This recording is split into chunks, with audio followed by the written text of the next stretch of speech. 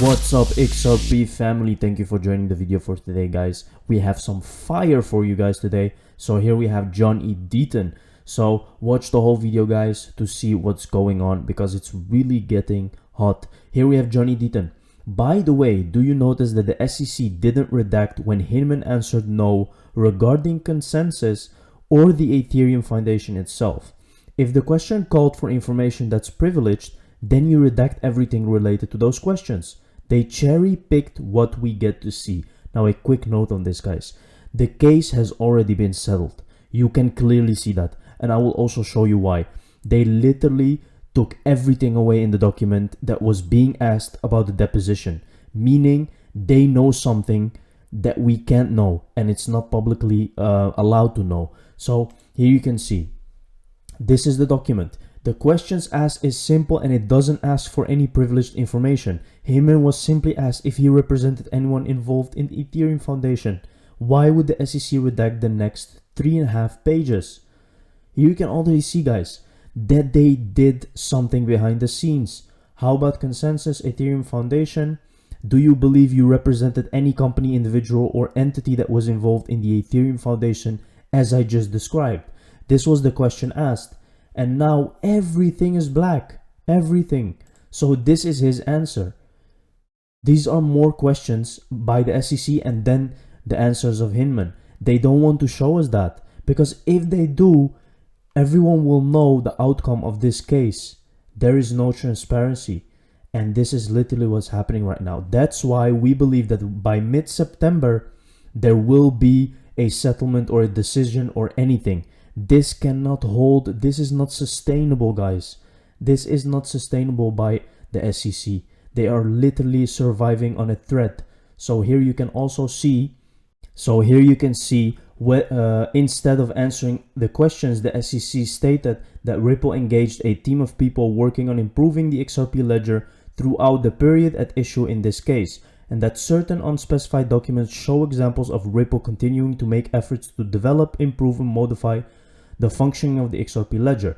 Whether and when the XRP ledger became fully functional is irrelevant under Howey, the SEC argued. Look how contradictory, guys. The defendant's motion then commented the argument lacks any good faith basis because the SEC, in materials it has previously relied on to argue that defendants had fair notice of what the law requires, has suggested that whether a digital asset is not fully functional at the time of the offer or sale is especially relevant in an analysis of whether the third prong of the Howey test is satisfied. So it is relevant, and then here they said it's not relevant under the Howey. So you can see, guys, contradiction. They don't want to share the answer of the Hinman deposition, a lot of things. This is just showing us that we are at the end. Here I want to show you Christine Lagarde, the ACB, European Central Bank President. Let's take a look what she says. We SCB believe that we should be ready and have the technology available to respond to people's demands. That's why we are launching a 2-year investigation into a digital euro. Guys, they already know what they're gonna use. They're just messing with you. This is exactly what's going on right now. Look at this. Technology available. At the European Central Bank, we believe that we should be ready and have the technology available in order to respond to customer demands. If customers prefer to use digital currency rather than have banknotes and cash available, it should be available.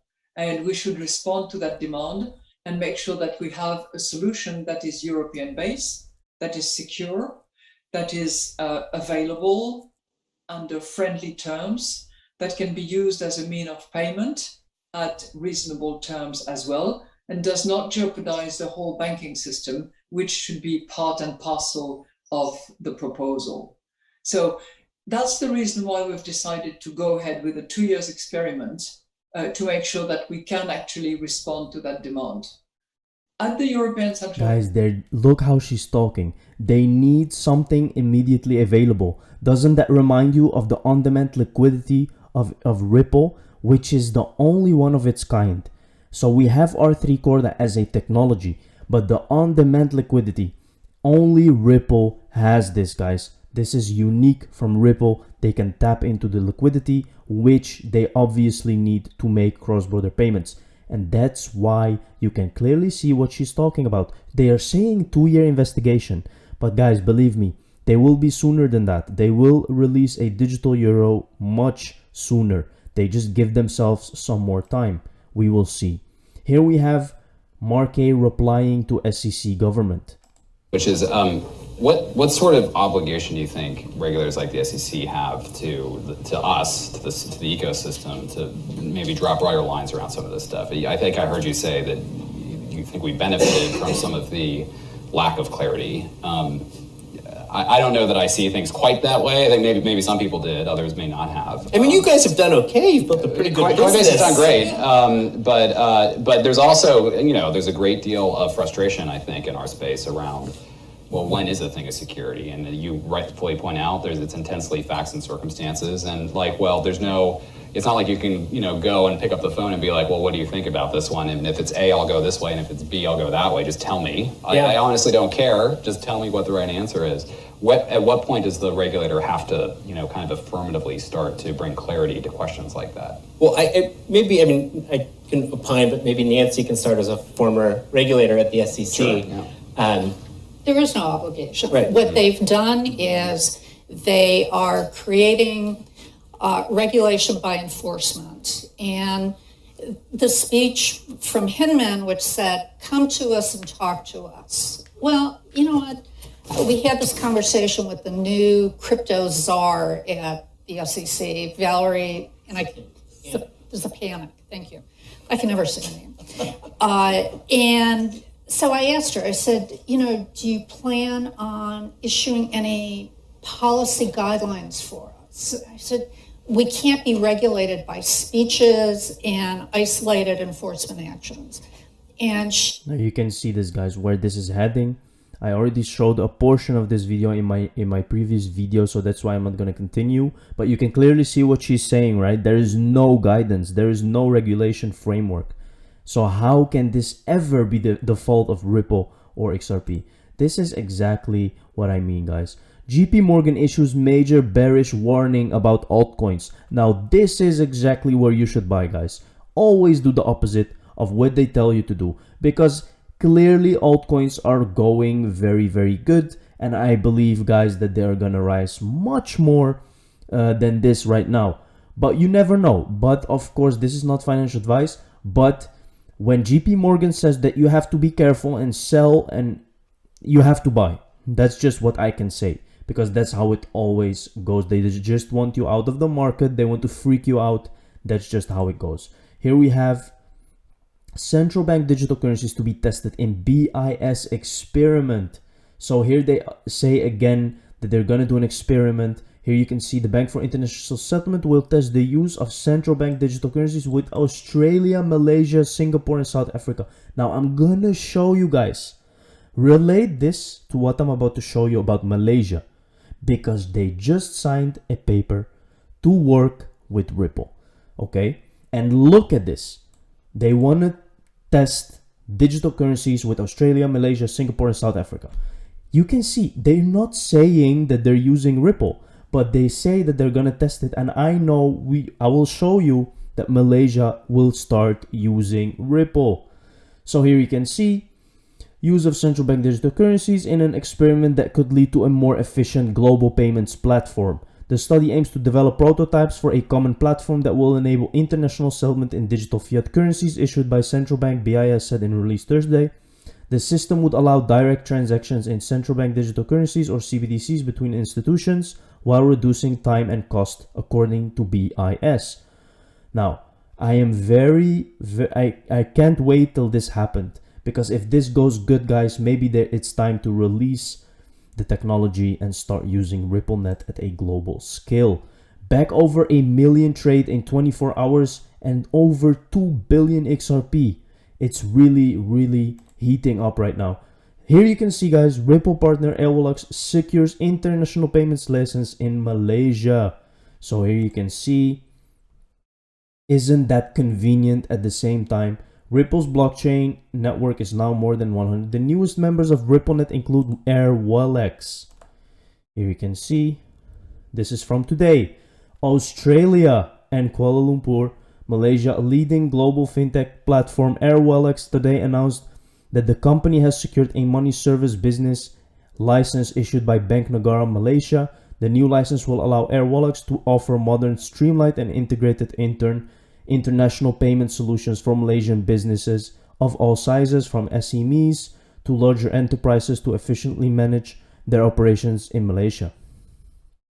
Very obviously, guys. Now, it was Australia and Malaysia at the same time. Here, again, Australia, Singapore, Malaysia, and South Africa launched joint CBDC pilot. The joint initiative will prototype shared DLT platforms enabling institutions to settle cross-border payments transactions using central bank digital currencies. It's all over the place, guys. These multi-CBDC platforms will allow financial institutions to transact directly with each other, in the digital currencies issued by participating central banks, eliminating the need for intermediaries and cutting the time and cost of transactions. It is time. And it's all happening in September, guys, where the lawsuit is almost finished. Isn't that convenient? Ripple partner XRpnews secures MSB license I just showed you. So here we have XRP chart. Bull flag puts the next bullish target at 150. The XRP USD exchange rate surged by up to 4 to reach 1.29 for the first time since August 23. The pairs climb appeared along a spike in trading volume on the 4-hour chart, confirming traders intend to support the upside move in the coming sessions. If you followed my channel, guys, I showed you a buying point and you should be having profit by now. MCBDC bridged the aim of the project, which was initiated by the HKMA and the BOT under the name Internet Lion Rock. Here you can see, guys, Bank for International Settlements is again. Here we have our 3 Corda. We have SCB Thailand Bank, which is working with Ripple also. HSBC working with Ripple. XRP, you can see that XRP is tagged. UAE. It's all connected to XRP. Cryptocurrency is now recognized under commercial law in Texas. This is very good news, guys. This is positive for crypto generally because Texas became the 4th US state behind Wyoming, Rhode Island, and Nebraska to clarify the commercial law status of these assets. Wyoming-based crypto proponent Caitlin, this means parties to transactions have clarity regarding their legal rights and obligations. Judges have roadmap to educative disputes, and lenders know they have an enforceable lion on the crypto pledged as collateral for collateralized loans. Very huge, guys. If you understand what that is saying, people can take loans with collateral on crypto. Japanese Amazon Rakuten to resume XRP trading. The Japanese e-commerce behemoth Rakuten wallet will resume XRP margin trading starting from September 8th. Look at that, guys. Everything is coming together right now. It is time to move. I have spoken enough, guys. I hope you understand. Thank you very much for watching the video. See you in the next one. Cheers.